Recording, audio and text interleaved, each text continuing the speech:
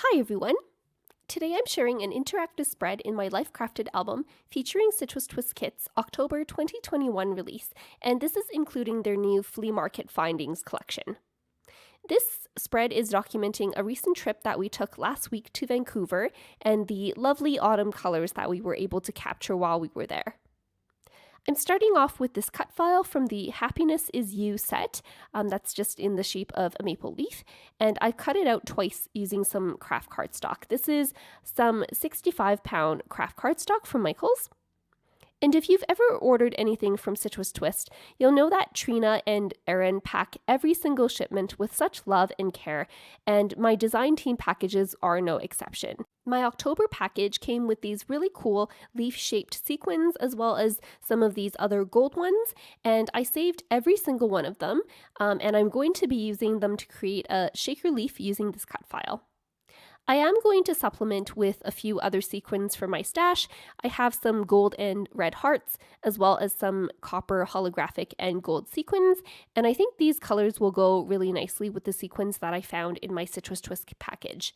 To make my shaker pouch, I have one of these full-page protectors from my Life Crafted album, and I'm going to use my We Are Memory Keepers fuse tool to fuse around the maple leaf so that I can hold some sequins in there. So here I'm just temporarily adhering my page protector to the front of one of my cut files using some purple low tack tape to make sure that it doesn't shift while I'm fusing this close. And I'm going to use my fuse tool to trace around the bottom and the sides of this leaf, just around the thicker outline of the leaf.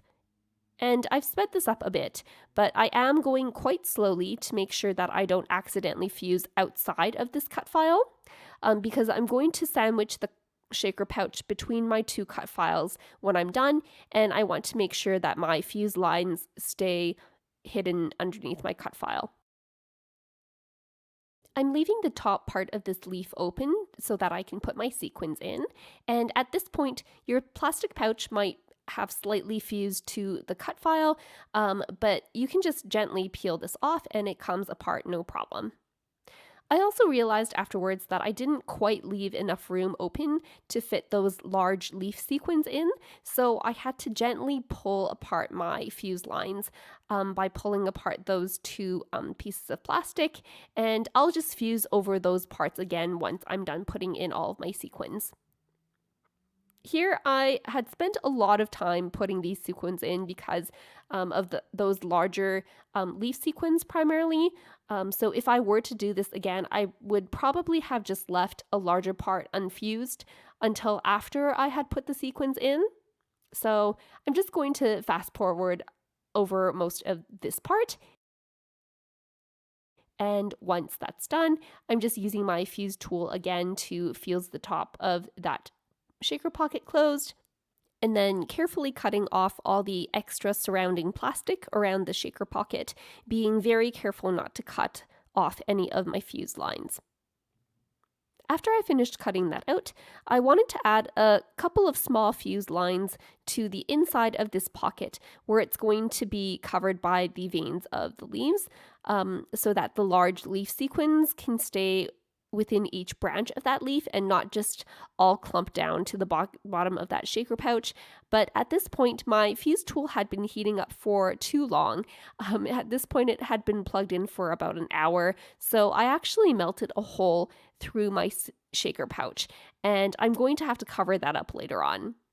But first, I'm going to adhere my shaker pouch between the two cut files, making sure that the fused lines are mostly hidden beneath the thick outlines of the cut file.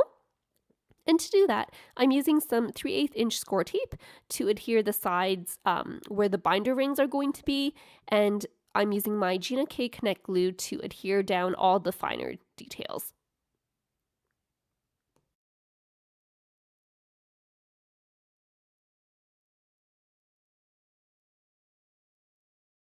And now I'm just doing the same thing for the cut file on the other side.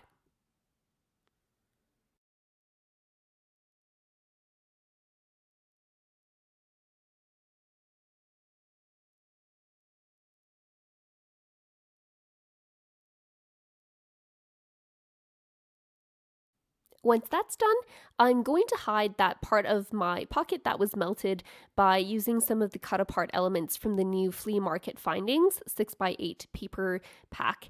And the word bit on the front here says my favorite, and the one on the back says true story.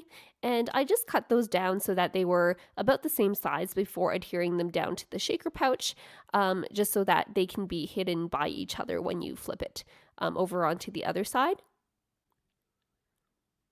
And that's the hardest part of this layout done.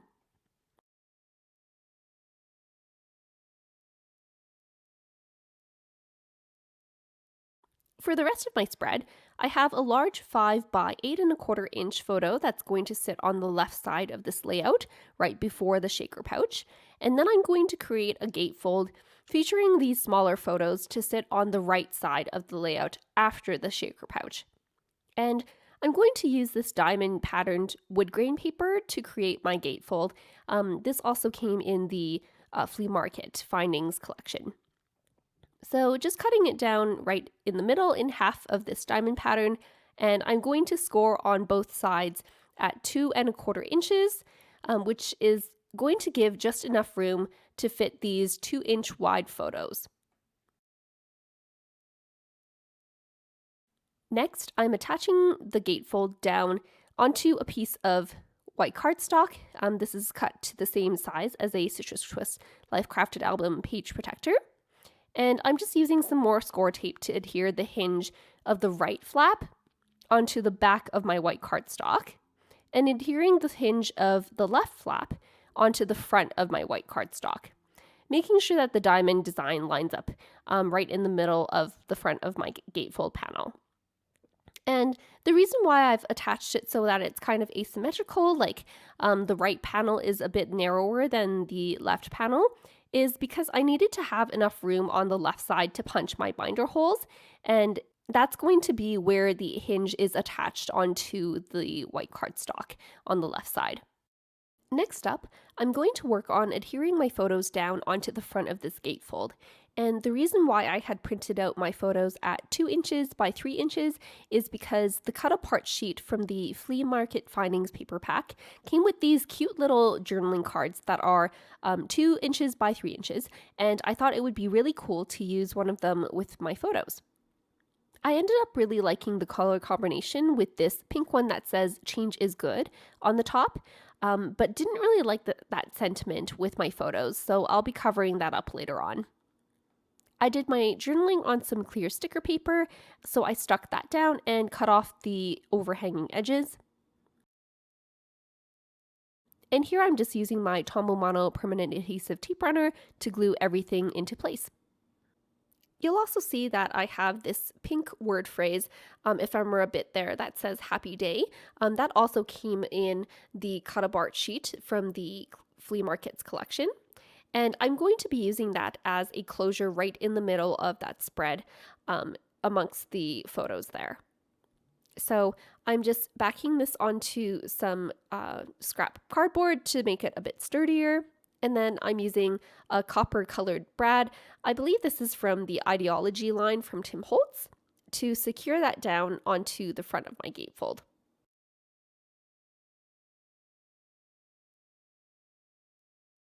To finish up the front of this gatefold, I'm using yet another one of those color part elements to make a couple of tags to fill up the top left and bottom right corners on the front of this gatefold. And I'm using my We Are Memory Keepers angle corner chomper to punch those corners into a tag shape. And I'm just adhering those pieces down so that they're flush against the top and bottom of my gatefold. And for the inside of this gatefold, I have 4 landscape photos printed out at 2 inches tall by 4 inches wide, and I'm going to adhere these down onto some pattern paper from the Flea Market Findings paper pack to add a bit of interest to that background. And I ended up going with this more neutral floral paper just because I felt like that would make a good contrast with my bright colors in the photos. So I just cut that down to 4 3/8 of an inch wide and adhered my photos down onto that, just at different angles to create a bit more movement and interest in that page. Next, I'm stamping the title Trout Lake onto the inside of the right gatefold flap. That's where we went to take these pictures. And I'm using the new Penelope alphabet stamp set from Citrus Twist. And I was debating about using a red or brown to go with the rest of this layout, but I ended up choosing this Winter Lake color from Altenew. This is one of their mini dye ink cubes, because I thought the cooler tones would look nicer with the colors in my photo, as well as the colors on that floral pattern paper. You'll notice that when I stamped the letter T at the end of Trout, I ended up getting some ink onto the bleed portion of that alphabet stamp, and that transferred a smear mark onto my page.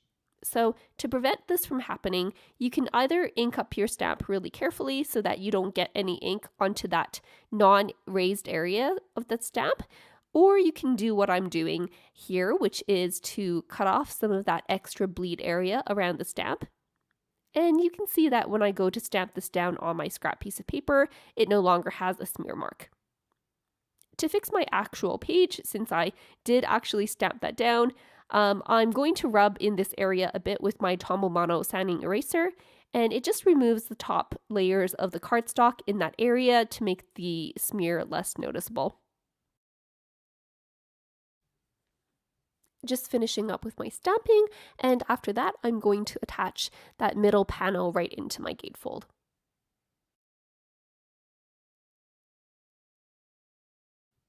For the left side of the gatefold, I decided on this blue diamond pattern. This also came in the Flea Market Findings collection, and I picked that one because I wanted it to go with my blue stamping. And I'm just finishing up the right side of the gatefold with a pink heart strip from the Cut Apart Elements, as well as a pink puffy sticker from last month's Happy Heart puffy sticker sheet. This one just says near perfect day because it was a bit cold that day. And I picked those ones just to pull in some of the warmer tones from the rest of this layout. I was debating about whether to add some embellishments to that large photo that I have on the left side, but I liked the way that it looked just on its own, and I didn't want to cover up any of that vibrant red, so I think I'll just leave that for now. That finishes up my spread for today. I'm really excited for this new Flea Market Findings collection from Citrus Twist Kits, and I heard that they're releasing 7 more collections in this Flea Market Findings line over the next year as well, so I'm really looking forward to seeing what vintagey goodness they come up with next. If you like this video, make sure to give it a thumbs up, and make sure to subscribe for more Life Crafted album process videos. Thanks so much for watching!